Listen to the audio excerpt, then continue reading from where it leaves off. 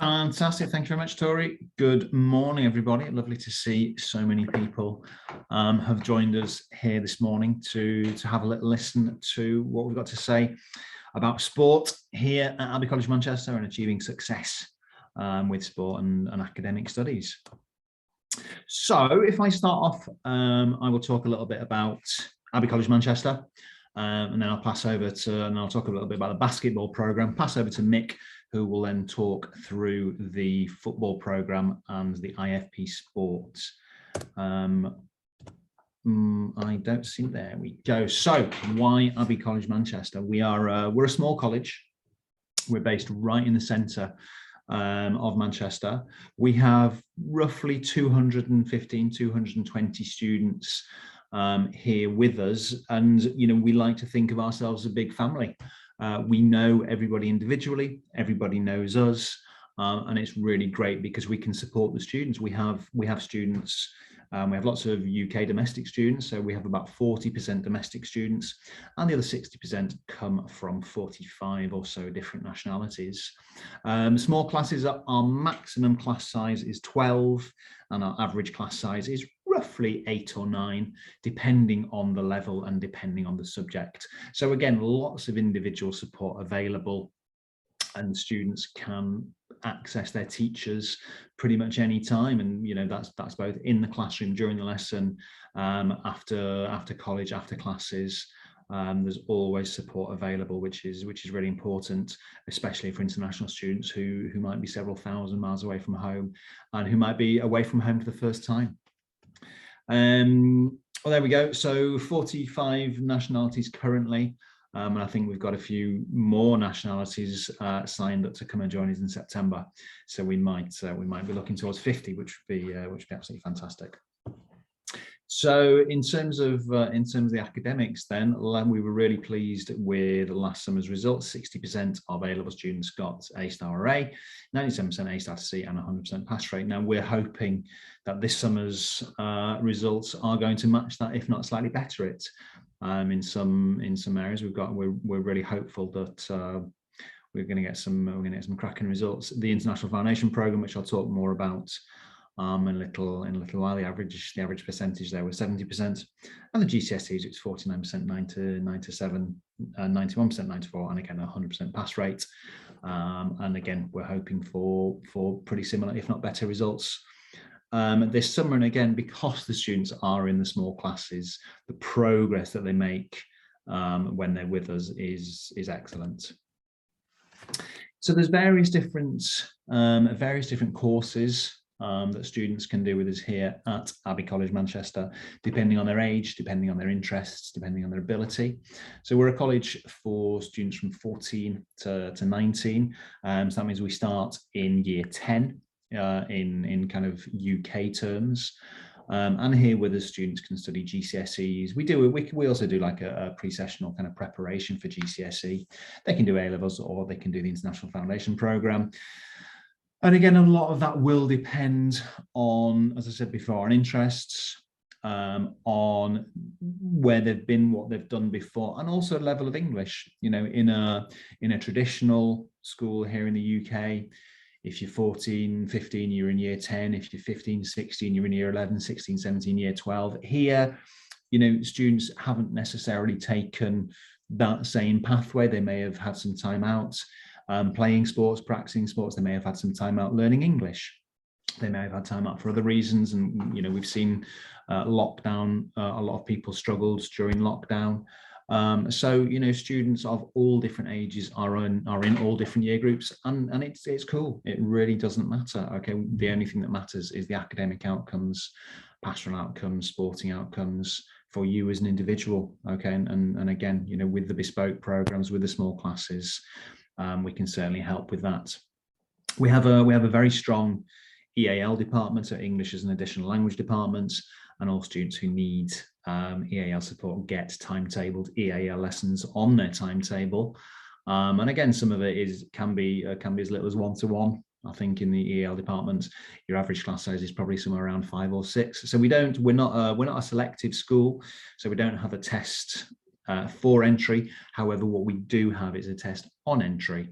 So when students join us, we'll do a maths diagnostic test and an English diagnostic test to make sure that students are put in the right classes for their level. Okay, and so we can provide the correct level of teaching and the correct amount of support for each individual student. And then when students are then in year 12 and year 13, they get put in UCAS support classes, and UCAS is the system through which one applies to universities here in the UK. I have two experts on the staff who go through that whole process from start to finish with all students, domestic and international. And we help the students get to university, the university of their choice, hopefully. So in terms of A-levels then, A-levels are a 2-year course, a 2-year linear course. So the exams take place at the end of the 2 years. So A-level exams are going to start a week on Monday the 23rd. Students, as I said before, students are normally 16 when they start, sometimes 17, 18. That's absolutely fine, not a problem. And students normally study 3 A-level subjects, occasionally 4. But if it's 4, then the 4th, it would tend to be kind of maths and further maths alongside chemistry and physics. We don't recommend 4, and especially not with the basketball and football programs, because A-levels are hard, and obviously you'd be missing some teaching time doing the basketball and football programs, which are in the afternoons. And we'll talk a little bit more kind of about the structure, about how that works in a little while. So there's a list of subjects there which we offer, and considering we are such a small college, it's a very good range of subjects, and we can sometimes support in first language as well. There's a Chinese exam going on today. There's a Russian oral going on right now. So that support for first language is also available if students choose to do the first language GCSE or the first language A-level. That's not a problem at all. Then the other course that we offer post 16 in level 3 qualification is the International Foundation Programme. And the International Foundation Programme is a bespoke programme that Abbey Manchester created a number of years ago. And just like A-levels, it is a level 3 qualification, and it gives direct entry to most British universities. There are 1 or 2 who don't accept it, but on the whole, universities do accept it. And the great thing about the International Foundation Programme, well, there's various great things. One is that it's done on percentage rather than on grades. Obviously, A-level grades, it's a competition, so there's only a certain amount of A-stars, a certain amount of A's, which can be given out each year. With the International Foundation Programme, whatever percentage you get, it's your percentage. Okay, and because we've been doing the IFP for a number of years, we've got a lot of partner unis. We've worked with a lot of universities over the years, so the universities know our IFP, they understand our IFP, they know our students, they know how well prepared our students are for going to university with the IFP, and so they get very good offers from the IFP. And the other big advantage of the International Foundation Programme versus A-levels is it's a modular course. Okay, so rather than having the exams at the end of the 2 years, or 1 year as it would be here, the exams are termly. Okay, so there's various pathways, as it says there: business economics, creative arts, etc., etc., etc. So if somebody's doing the medicine program, for example, they'll do biology and chemistry, and then they'll also do either maths or physics. And in term 1, they'll do biology 1 and chemistry 1. And then at the end of term 1 in December, we'll do the biology 1 exams and the chemistry 1 exams. Then it's done, dusted, finished, out the way. Thank you very much. In January, we then start biology 2 and chemistry 2. Okay, and so that percentage is gradually built up over the year, and students see their percentage build up throughout the year.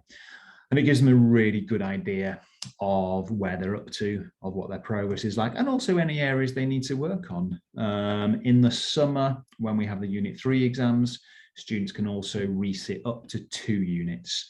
So if a student is doing maths and physics, for example, if they do really badly on maths 1 and physics 2, they could then redo maths 1 and physics 2 in the summer when the week before they then do the maths 3 and the physics 3. Okay, so we like the International Foundation Programme. Universities like the IFP, and the students really like the IFP. It's for a lot of our students, especially those who do the sports, it's in some ways it's a safer pathway to take than A-levels, because it's less competitive. A pass on the International Foundation Programme is 40%, depending on the university. A typical offer will be somewhere between kind of 55, 65, 75. Again, it all depends on if it's a really popular course, depends on the university, depends on the students. But this year we've had some really good offers from some top Russell Group universities, including Durham, Warwick and King's College London, for students on our International Foundation Programme. And again, as it says there are other combinations available. If you are interested in the International Foundation Programme, have a talk with us and we'll see what we can do. Quite often students do something and art or something and photography, very much bespoke programme. And again, for students who need the IELTS, who need the English, all of this is done in conjunction with IELTS lessons, with EAL lessons, as are the A-levels, okay, as are the GCSEs. All our courses can be done kind of with second language English support. Okay, so I kind of mentioned the universities. There's a list of partner universities here.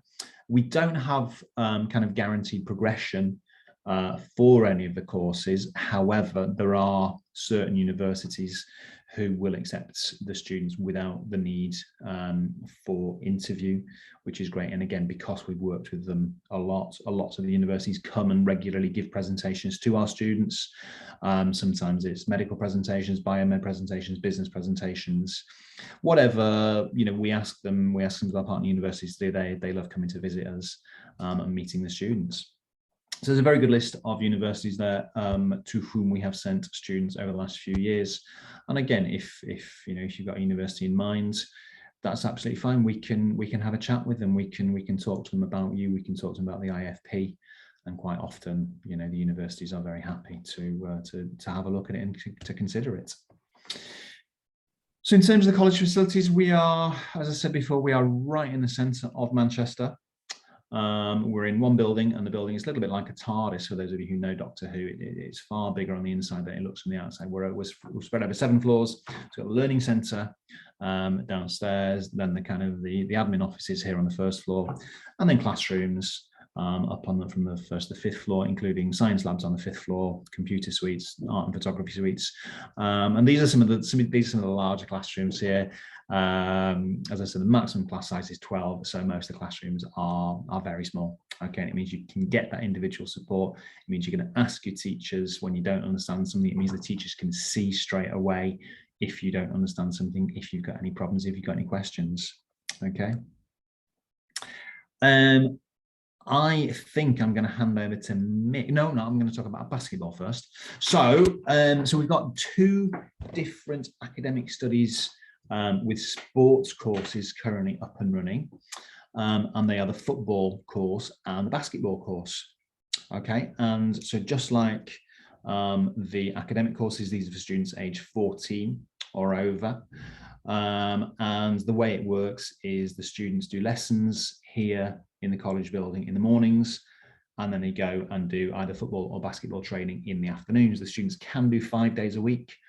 We'll talk a little bit more about that in a little while. Lots of students find 5 days a week practice a lot, because it is a lot, but the students can do up to 5 days. So the basketball was launched in January 2021, and it's in conjunction with the Manchester Giants, who are the professional basketball team here in Manchester. They play in the BBL. I think they finished second this year. They came very close. They finished 5th in the league this year, but I'm not sure if that's this year or the previous year.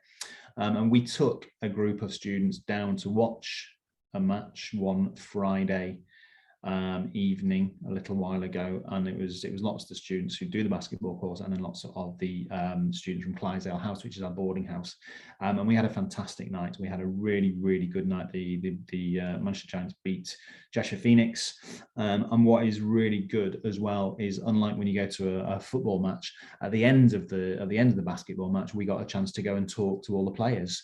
The players are regularly involved in the coaching of the basketball academy, and so the students who came to watch the match were really excited when they were watching the match, because they recognised some of the players as their trainers, and again then got a chance to talk to them afterwards and take photos with them. So the training happens at the home of the Manchester Giants, which is the National Basketball Performance Centre. So the students jump in taxis from outside college, and they take them down to Bellevue. And there are various other things available here from basketball. So the coaches are all very experienced coaches, ex-professionals, ex-GB players, and then also some of the current squad also get involved in the training of the youngsters. And Jamie Edwards, who owns the Giants, he is an ex-GB player, and he also really helps the students develop their mental skills, develop their kind of inner strength. One of his big things is coaching, and I don't mean kind of basketball coaching, I mean professional coaching. So he helps the students learn and develop their resilience, basically, and how to learn and how to progress. So there's various opportunities with basketball, as you can see there, and the students who've been doing the basketball this year, they absolutely love going down to the National Basketball Centre down at Bellevue every day, and playing down there. There's so we've got a couple of students with some testimonials. So I'm not going to read them, I will let you read them. So that's Yetu, and he joined the programme in January 2021, so he was our first student, and he's doing the IFP. So that's Yetu from Angola, and then Ilya from Iran. He is currently studying A-levels. I think he's going to do the IFP next year. And there we go. That's what those two students say about the basketball programme. Mick, I will now pass over to you, and you can talk to us all about International House and the football programme. Thank you, Chris. Good morning, everybody. I'm Mick Brennan. I'm the director of the Football Academy at IH Manchester. Now, we partner with Abbey College to deliver all the football, and I'm going to talk through the football, and then after that talk about the IFP in sport, which we have also designed with Abbey College and deliver it in the college. But the football programme itself was launched with Abbey College in 2018 and has grown fantastically year on year. We started with a handful of players coming in to train with us, and we're now up to 35 players overall in the squad. Now, whilst we launched in partnership with Abbey College in 2018, as an academy, we've been going since 2006, so we've got a wealth of experience and time working with international students coming into the UK to play football. Now, due to the success of the programme over the last couple of years, and looking at feedback from the students and working with the players that we've got, going into this September, we are changing the programme slightly to have two pathways. The elite pathway for those that are serious footballers and they've got a commitment to wanting to show their true footballing ability and progress on with a career in football, whether that be playing, whether that be coaching, whether that be managing or being within the football environment. And then the development program for those that love the game, they want to improve, they want to be involved in football, but are very much focused on their academic study and their university pathways. Now, they'll be delivered in a similar way. And if we move on to the next slide, I think I can highlight the differences in the two programs. So the elite football program, it's going to be 5 days a week, as we do now. It's 5 days a week. They'll be out training, either out on the pitch or in the gym. They will represent the college in league matches. So we play in one of the local college leagues. We are also looking to expand out into playing some of the national college competitions going into this year, depending on the ability of the players that we have. All of those on the elite program will get gym membership included. As part of the program, we have a gym session once a week as a group. We also guide the players through some strength and conditioning work, and that gym membership can be used outside of the program times as well.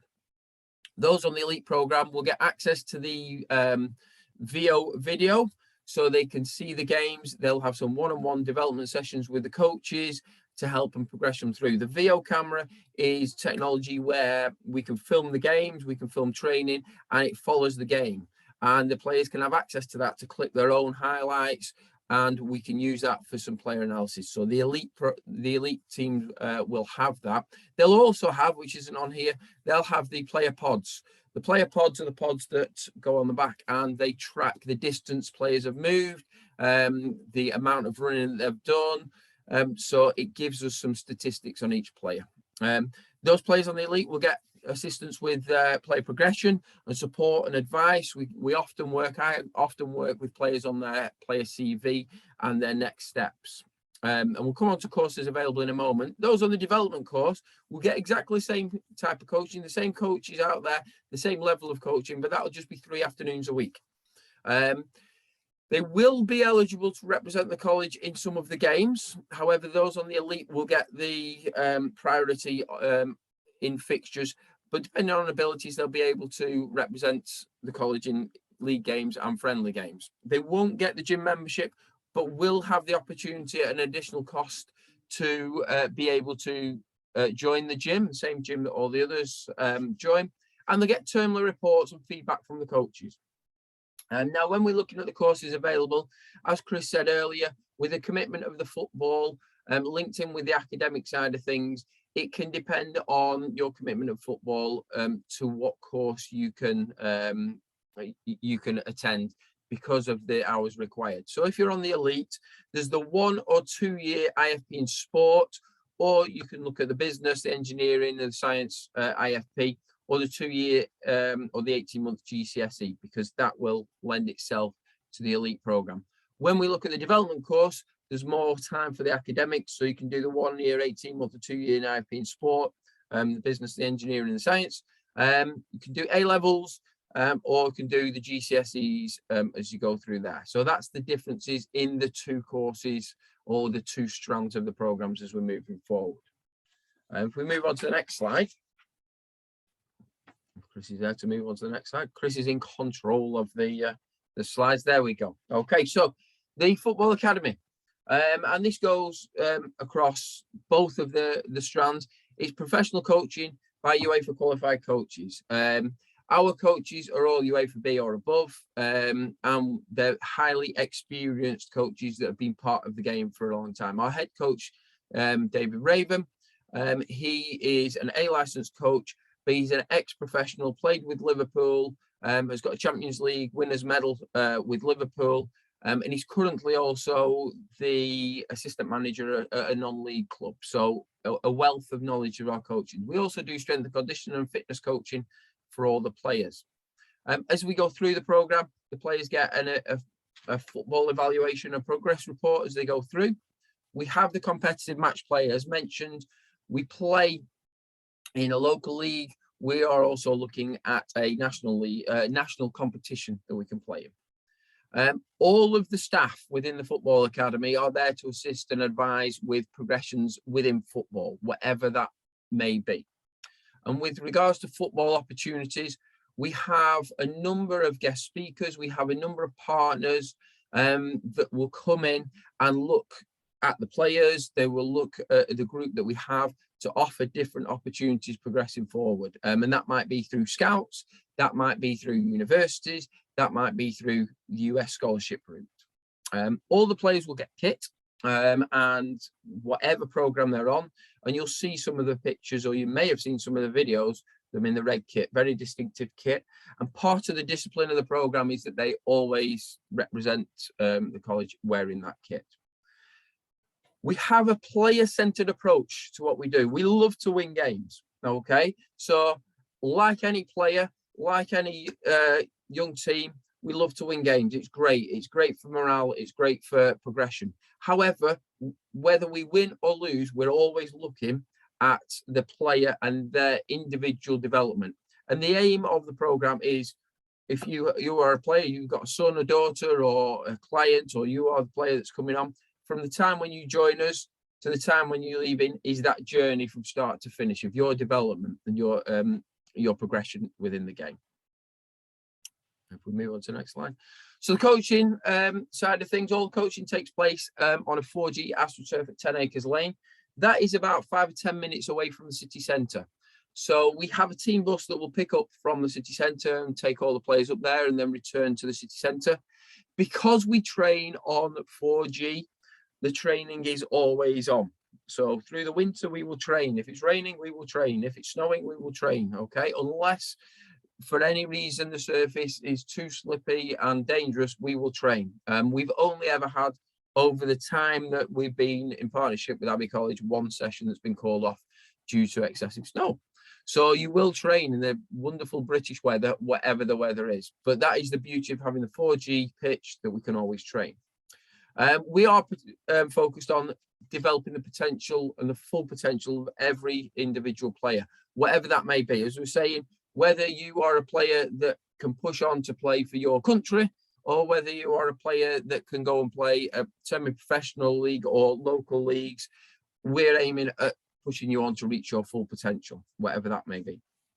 As we go through, there's individual testing, there's feedback, there's target setting, there's reviews for every player as we go through.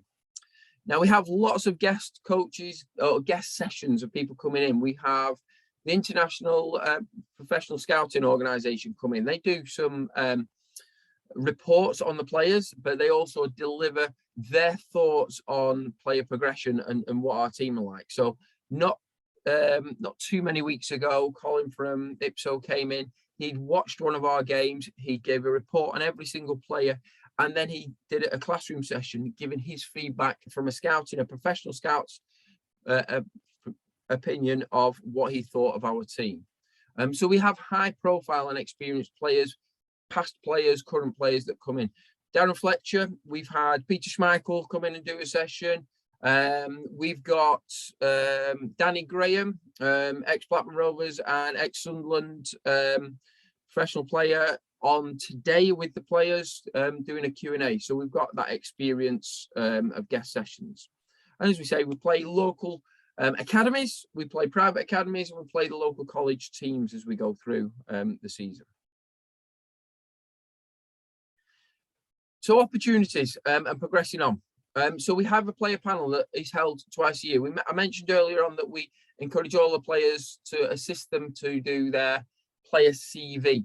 So twice a year, players can submit their player portfolios, and we always encourage players to develop these as they go through.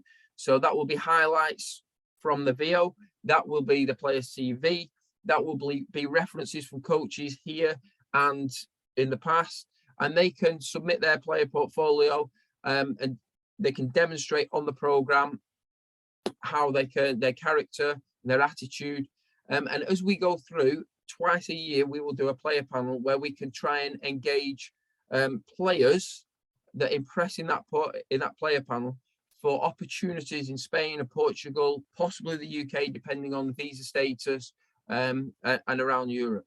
We've got a number of players based on this player panel and based on some of the reports that Ipso did last month, that are actually going to be travelling to Spain at the end of this course to play in the Donosti Cup.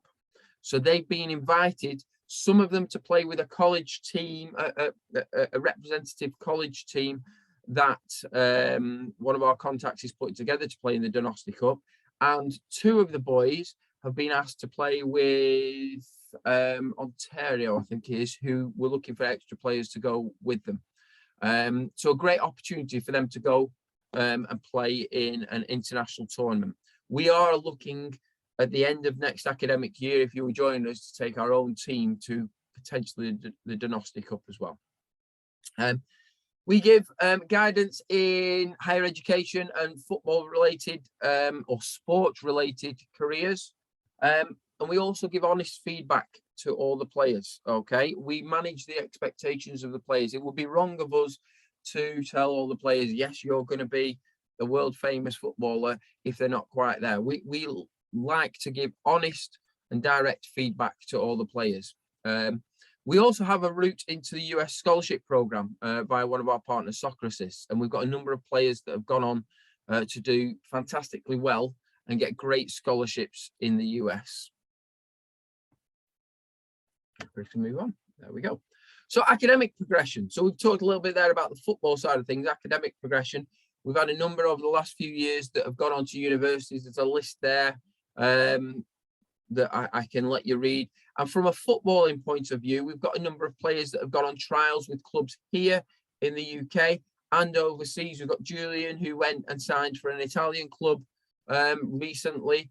We've got players that have had trials here in the UK. So there's some great progressions, and we've got some great progressions from this current cohort of players that are with us at the moment. So just some of the success stories. So this is Rashik. He was with us for 2 years and he studied A-levels. And he's gone on to study at the University of Manchester. And you can see what he said about the program. The football side of things really helped him take his mind off his studies. It gave him a release so that he could really focus on his studies, and he worked both really well. And if we move on, I think we've got Mukhtar as well as the next one. Okay, so Mukhtar has gone to the University of Nottingham to study civil engineering. And again, he enjoyed the fact of being in the academy. It gave him that insight into being a professional footballer, what it's like, because everything that we do mirrors exactly what the academies do in the professional academies. So if we move on, I think we are going to look at the IFP program. So as Chris was talking earlier on, there's the international foundation programs that Abbey College have designed and developed, the level 3 programs. And recently we have worked with Abbey College to design the IFP in sport. And this is the theory of sport. It gains a qualification and it leads on to sport-related degrees at universities. It can be done, and we're going to have a look at the strands in a moment. It can be done as a standalone sport-only course. So you could come and do your football or your basketball with us and just do sport. Or you could combine one of the strands with a business or a biology or one of the other IFP strands. It links directly to the practical side of the sport that you're doing here with us or with the basketball. And it can be a 2-year, 18-month or 1-year study course, depending on age and depending on previous study. Now, if we move on, we can look at the 2 strands, and I can explain a little bit about 2 strands. So the Sport 1 and Sport 2, it's very straightforward, very simple. Sport 1 is more the science-based side of the sports qualification. So you do performance analysis, we talk about the human body, and we talk about a professional athlete. So you're looking very much at the theory side. There's still some practical based things in that Sport 1. So for example, when you're doing the performance and analysis, we're looking at analysing different players. We're looking at analysing and giving feedback to the players themselves, so they analyse their own performance. When we look into Sport 2, that is more the practical elements. So we're looking at fitness, and within that, you design a 6-week fitness program for another colleague, another competitor.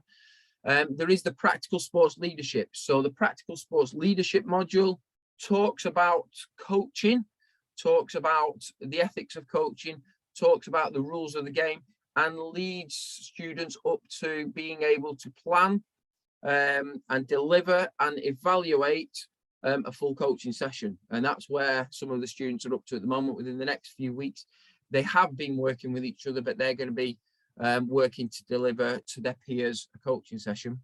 And then in the other unit there, sport as a vehicle for change. Sport in the UK and around the world is a massive vehicle for lots of different things. So here within the UK, all of the football clubs have community programs where they go out into the community and they're dealing with lots of different issues. And the Sport as a Vehicle for Change module looks at how sport can impact the community, and how sports people can impact the community. So that's the two different strands. They are assignment based, the majority of them. There are 3 exams, I think. I think we've got 2 exams in the human body. Professional athlete has an exam in there. But as you go through the course, they're very much assignment based, modular based, as Chris was saying. So you can get very much into them and practical. If we move on to the next slide, Chris. So it's a flexible pathway, is a sport IFP. Okay. You can apply that to a wide variety of different degrees. We have linked in with UCLan recently, and we've been on a trip to UCLan. That's the University of Central Lancashire in Preston, which is about 40 minutes away from Manchester. We've got a great sporting ethos and facilities, and they've accepted this program along with Plymouth and Kiel and others onto their degrees in football studies, coaching and performance, nutrition and exercise, sports business, sports management, sports therapy. So it gives a direct route into these sports degrees. I want to move on, Chris, I think. So finally, I think we're going to look at what the students say. So these are 2 of our current students, so Kieran and Nairan, who are on the IFP in sport. And you can obviously read what they're saying there about the program. As Chris was saying, it's small classes and it is directly linked to what they're doing out there on the pitch. And just to give a little bit more background, Kieran there, who's made a comment about the program, started on the program looking solely at football. His key focus was football, and he didn't have his eye on university. But after studying on the program, and the feedback from his parents was that he's changed his focus.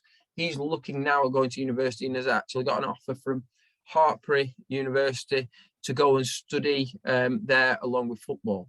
And Nairan as well, he likes the way it links across with his football and the support that he's getting on the programme. So I think that's about it, and I can hand over to you, Chris, now. Fantastic, thanks, Mick.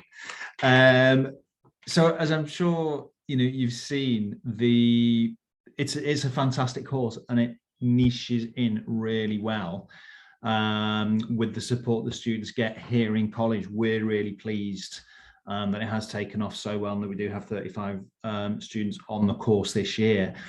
And so what does it help? Well, in college we have a thing called the 5 R's. And they are, as you see there, routine, rigor, responsibility, resilience, and reflection. And what we found is that the work they do with internationals on the football program really enhances all of these things. And not only does it make them kind of more focused students, for those who have English as a second language or third language, it really helps their English, because all of the coaches are English. Lots of the other international house students are native speakers who don't make allowances for second language or third language speakers. And so the students on the football programs, on the football and the basketball program, their English also increases really rapidly. I'm having difficulty moving the slide. Oh, there we go. So boarding then. We have a fantastic boarding house, and some photos here. Clydesdale House. It's about a 10-minute walk across Manchester, so it's really close. And it's only been open kind of 2 or 3 years. Obviously, like us and like most of you, they suffered during COVID. So actually, when our students moved in there back in September, most of the rooms were brand new and had never been used. Okay, so we've got We've got 3 different types of rooms available within Clydesdale House. There's a standard, there's a deluxe, or the premium. For those who come on the football or basketball course, they automatically get allotted a standard room, and they can pay extra to get the deluxe or the premium. And we have about 65, I think, rooms in Clydesdale House. We've got 4 permanent live-in house parents who are there to look after the students pastorally, so to make sure they're safe. And there we go. So it's a 6-10 minute walk, depending on how fast you walk, and it's for students who are aged 16 or over. And as you can see, as you saw from the photos, it's really well equipped. We provide all the foods, and so that's breakfast, lunch, and an evening meal. We have a fantastic chef called Esther, and Esther is Nigerian. And her food is amazing. And if there's anything that students don't like or want her to change, just have a conversation with her, and she's more than happy to kind of develop her menus. And there's also a cycle storage on the ground floor, along with laundry, and the laundry is free. It's included in the cost, and that's really useful for students who are doing the basketball or the football, who come home with dirty kits. They can get those washed straight away. So the rooms they're in single sex clusters. So the clusters, it's either 9 or 11 rooms, and the clusters are kind of round a central kitchen, and they also have a big common room for each cluster, where there's a table, a big corner sofa, and there's like a 50-something inch TV on the wall, and they've got Netflix in there as well. And there's activities going on every night. And there's trips at the weekends, curfew. They have to be back in Clydesdale House. I think it's by 9 o'clock during the week and 10 o'clock at weekends. And we also clean the students' bathrooms and the common rooms once a week. For students who are under 16, we have homestay hosts, and if students want to live in Clydesdale House, then they have to be 16 by the 1st of September of the academic year. If they turn 16 during the year, they're not allowed to live in Clydesdale House. They have to stay with a homestay. And these are families who live all over Greater Manchester, and they're families that we've worked with for many years, very experienced at looking after our students. And quite often the students who live with the homestay hosts, when they're under 16, when they turn 16, they don't want to leave, and they choose not to come into Clydesdale House, but they choose to stay with the families because they become part of the family. All right, and they really consider the homestay hosts as their parents, and the homestay hosts consider them as part of the family. And again, it's a really good way of learning more about British culture and more English. Again, they're invited to be part of the family. So they eat with the family, they go out with them in the evenings and at weekends. Sometimes they go on holiday with them. And the families provide lots of support for them. So obviously when they're new, they show them where to get the bus or the tram or the train into town, and how to buy a ticket or a pass, and then how to kind of get here to college, and also walk them around the local area, show them where local shops are, cinema, whatever it may be. Manchester. So why Manchester? Well, we're a small city. We're a small, really friendly city. We've got the largest student population in Europe, 3 very big universities, and obviously Manchester, it's really famous for sport, for music. There's an amazing art scene. It's a very multicultural city. And we think it's a great city. We absolutely love it. Some photos there. And it's the architecture is fantastic. It's a really modern city, a really young city, but obviously was born kind of out of an industrial city. So there's lots of beautiful old buildings right next to brand new buildings. It's a really exciting place to be at the moment. So thank you very much for listening, and we would like to take any questions. And I know that I see there's one about A-levels and about the amount of teaching we have per week. So what I will do is I will stop sharing my screen. There we go, that's better. So one thing I didn't mention then, and thank you for asking this question, is how does it work in terms of teaching time? So for A-levels, the students have 8 40-minute lessons per subject per week. Most of the lessons are taught in doubles. So I think the way it tends to work out is 3 doubles and 2 singles. All right, and for those doing kind of the science subjects, having a double, so having an hour and 20-minute lesson, having an 80-minute lesson, it means you can get lots of practical work done as well during that time. For the IFP, it's either 6 or 7 lessons a week, and GCSE, it's 7 lessons a week. And the most GCSE subjects students can do is 6, because again, we do them in a year. Yeah, doing more than 6 in doing a 2-year course over the space of 1 year, it's not possible to do more than 6 GCSE subjects. Tori, are there any other questions we've been? Yeah, we've had a few that were sent beforehand as well. One of the questions, this might be more for Mick, just in terms of having the 2 courses for football, the elite and the development, can students switch between the 2 if they sign up for one and then want to go to the other? Is that possible? Yes, that's possible. Obviously, when we're looking at players on the elite program, we will work with Chris, we will work with the guys at Abbey College just to get some references, to make sure that they, if players want to go on the elite program, make sure that they can cope with that and the level that they're at. But when students are here, they can move between the programs, and I think especially in them first few weeks, we will work with the guys at Abbey College around the academic side of things, and the coaches will work around sort of the ability on the pitch and the ability for players to cope with the 5 days a week training or 3 days a week. So if we've got players that are of a particularly high ability and they've started on the development program and they want to move up to the elite, we can then work with Chris and the team to see what academic pathway they're on, how that can be accommodated for them to move up to there. Similarly, if we've got players that are on the elite program, we will be, and they're struggling with that for whatever reasons, whether that be academics or whether that be with the demands on the football, we can work with them to move to the development program as they go through, because it's got to be right for every player and for their academics. That's great. Thank you very much indeed. Okay, we've got a few more questions coming in now. So I'm going to go. So Alex is asking. Sorry? Yeah, so I was just this question about applying. How do you apply? So the application forms are on the website.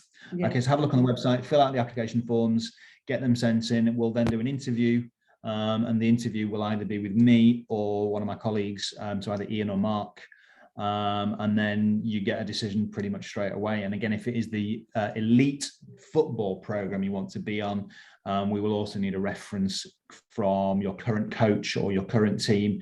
And if possible, it'd be great if we can see a little video of you playing as well. I mean, that's not necessarily strictly necessary, but if you can provide that, that would be really good. And then there was another question I just saw pop up there, Tori. And I can't remember what it was. Well, we've got 2 more coming. There's one that's come out about as the basketball program. Is that elite and development as well? No, so we've just got the one basketball program. So the basketball program is much newer than the football program, so it doesn't have the same numbers currently. But we're looking for September. It's looking like it's growing again, which is great. So currently there's just the one basketball program, but again, you can play. You can go and train 2, 3, 4, 5 days a week. It doesn't matter. And the elite development is something we're looking at moving towards in the basketball. But at the moment, we don't have the numbers that necessitate it. However, rather like the football, the coaching you get will be absolutely fantastic on either course. Plus all of the feedback, plus the chance to play in games, get trained by the professionals and ex-professionals. Yeah. Okay, right. So a couple of questions that have come in on the Q&A. So the first one that came up, and again, Mick, I know you've done a lot of work on this area. Does a foreign football student have a chance to sign up with a UK football team? Okay, well, this is a really well, it's actually quite straightforward. If you are under the age of 18 and from outside of the UK, well, outside of the EU, but potentially soon from outside the UK, it is very difficult to sign for a UK academy or football team. That's because of visa rules and because of Article 19 of the FA rules as well, about signing of foreign players. So that isn't anything to do with our program. That is across the board, whether you were signing on our program or any other program here in the UK, it would be exactly the same. It is not impossible to sign for UK clubs. It would be down to the individual club, and it can take a process of a number of years. But if you are the next Cristiano Ronaldo, then clubs can often find a way. However, to alleviate that issue, that is why we have our player panel, and we have our links to clubs in Spain and Portugal and Germany and around Europe, because we have commissioned a study into the player-friendly nations within Europe to be able to go and play. So we have the connections in the friendlier, when we say friendly, it's the easier countries to go and play based on visa rules, based on league rules of number of non-national players that they have in their teams and their squads. So we've commissioned a study on that, and that's where we've got our links from. Thank you very much indeed. That was a very good answer. Thank you. And then another question I've got here is, if a student doesn't have a reference, what would we advise if they haven't got that sporting reference that we're talking about? If they want to be an elite player, then they will need to get something from a coach or from a member of their team. So if you haven't got one, try and get one. Would be the advice. If you want to come onto the elite program, the chances are you're currently playing for a team. One would hope you're playing for at least one team. It could be a school team, and that's absolutely fine. Get a reference from from one of your school sports teachers, PE teacher, just so that we know you are as good as you say you are. Because when we do the interviews, most of the boys and girls we interview say they're going to be the next Cristiano Ronaldo or whatever. And as Mick says, some of you might be, and that's absolutely fine. But as Mick was kind of alluding to, in terms of the pathways, it's a tiny percentage of players who actually make it as professionals, and an even tinier percentage who then make it as kind of Premier League players. So that does have to be said. It does have to be out there. So try and get a reference for us, because we want to see that it's not just you who thinks you're absolutely awesome. I think if I can just add to that, I think, like you say, if you're going to be if you want to do the elite program, you should be at a level where you're playing okay, playing regularly now. If you can't get that reference, or you feel that you're at that level, however, you're not playing regularly, or for some reason, I would advise to then sign up for the development program, and our coaches can very quickly assess players. And if you are a player that from your academic side of things it fits in, and from your footballing side of things it fits in, we can very quickly move you into the elite program if needed. That's great. Thank you. We've talked a lot about, obviously, the coaches and how they're working with the players, improving their game. Obviously, a big part of sport is also diet, nutrition, mental ability, etc. What kind of support do the students on the course get for that side of things as well? Great. So the coaches will work through some sessions on their diet and nutrition. They'll give them some guidance on diet and nutrition and strength and conditioning. They also, and especially those that are working on the IFP in sport as well, but across all of the players, they'll work on some of the mental side of the sport as well. So mental health and coping with football. And that's where a lot of our guest speakers come in, and specifically David, who is our head coach or head of football now, he started with us as a guest speaker, and he was talking about he came in to talk about how he coped with being a professional football player, and that side of things, not necessarily playing football, but how he coped with the other side of it. So the coaches and the staff within the football academy will work with all the players, not only on the nutrition side of things, but the mental health side of things, and the strength and conditioning. That's great. And Chris, and unfortunately we haven't got basketball here, but I'm assuming it's similar for the basketball course as well. Yeah, absolutely. As I mentioned, Jamie, he is a coach. And as I say, not just a sports coach. So he does a lot of coaching with sports people on the kind of mental health side of things, on the focus side of things. He's got a very impressive list of very famous sports people who he works with as a coach. So yeah, it is one of his big things about really getting people to be the best they can possibly be, not just from a sporting point of view, but in their, in absolutely everything they do. So yeah, an awful lot of support is available, and we're happy to give it. And honestly, there's a question there about a non-EU student playing for football for schools leagues. Yeah, that's absolutely fine. That's absolutely fine. The football team and the basketball team we've got here at Abbey College Manchester, through internationals and through the Manchester Giants, is made up of students from, I don't know, 20 plus different countries. Not a problem at all. It's just signing for a professional team you can't do until you turn 18. Okay, thank you very much. Right, so that at the moment has answered all of the questions we've had coming in. So just quickly before we wrap up the session, has anybody else got a last minute question before we say goodbye? No, I don't think, as we said, this session has been recorded and we can make a copy of the recording and the slides available to everyone who has attended. If anybody does have any questions after the session, please do get in touch with us at the college. I know a number of you who are talking to our sort of college representatives who are in your country. Please do get in touch with whatever questions you've got, no matter how small, and we will be more than happy to answer them for you. So I'd just like to say thank you very much to Chris and Mick for a very detailed presentation this morning, and we hope to see some of you in Manchester very soon. Thanks, Tori. Thanks, Mick. We'll hopefully see you soon in Manchester. Bye bye. Thanks a lot. Bye. Bye.